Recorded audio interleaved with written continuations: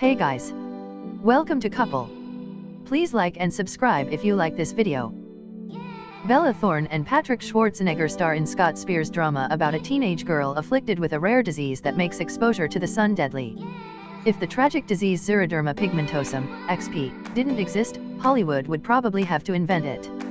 The illness causes an extreme sensitivity to ultraviolet rays, meaning that in the most serious cases sufferers must completely avoid any exposure to the sun. It is a condition ripe for symbolism, not to mention cultural allusions including vampires and fairy tales.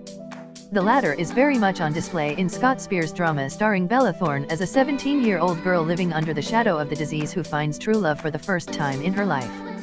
That the object of her affections is played by the dreamy Patrick Schwarzenegger, son of Arnold, as if you hadn't already guessed, only adds to Midnight Sun's appeal to its target teenage girl demographic.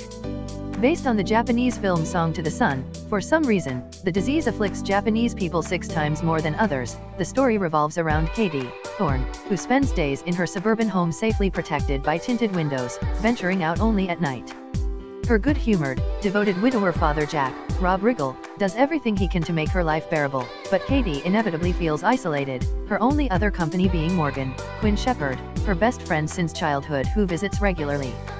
Compounding Katie's frustration is her years-long unrequited crush on Charlie Schwarzenegger, whom she's been watching walking and skating down her street since they were adolescents. Katie's principal outlet is heading to the small local train station after sunset, where she serenades arriving travelers with her original songs while accompanying herself on guitar. It's there that she happens to run into Charlie, who approaches her one night, intrigued by her music. Not adept at social situations, let alone meeting the love of her life, Katie immediately turns into a dithering idiot, telling him that she has to rush home to hold a funeral for her cat. This is what Taylor Swift does, her friend Morgan later observes. She has awkward interactions with boys and writes amazing songs about it. After Katie and Charlie not so coincidentally run into each other once more, they begin a romance that Katie complicates by hiding her condition.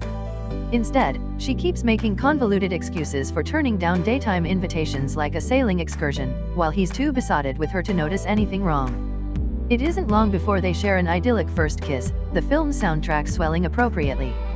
One night, Charlie surprises Katie with an unexpected trip to Seattle, where he persuades her to sing her songs at a promenade along the waterfront.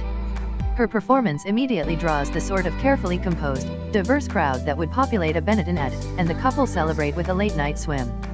In their underwear, of course. This is a PG-13 film. Unfortunately, they lose track of time and Katie suddenly realizes that the sun is about to peek over the horizon.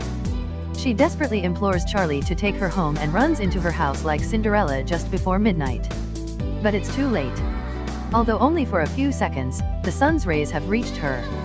And that's when many audience members should be prepared to have tissues on hand. Now, a little internet research on XP indicates that most people don't suffer nearly as photogenically as Katie, whose deterioration manifests itself mainly by bags under her eyes, paleness, and a slight hand tremor. If she developed the horrible skin lesions more common to victims, this would be a very different movie. As it is, Midnight Sun does an effective job of tugging at vulnerable teenage hearts, while managing to provide a few laughs along the way. None of the film rings remotely true, especially the cornball conclusion, but the two young leads are so darn attractive and appealing that one can't help being caught up in their characters' poignant romance. Thorne thankfully doesn't overmilk her character's pathos, and Schwarzenegger, although a bit stiff at times, hits the right emotional notes.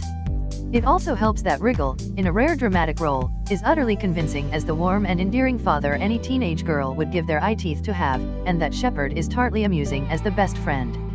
Like a Taylor Swift song, Midnight Sun is emotionally manipulative and not nearly as profound as it thinks it is. But you'd have to be made of stone to entirely resist it.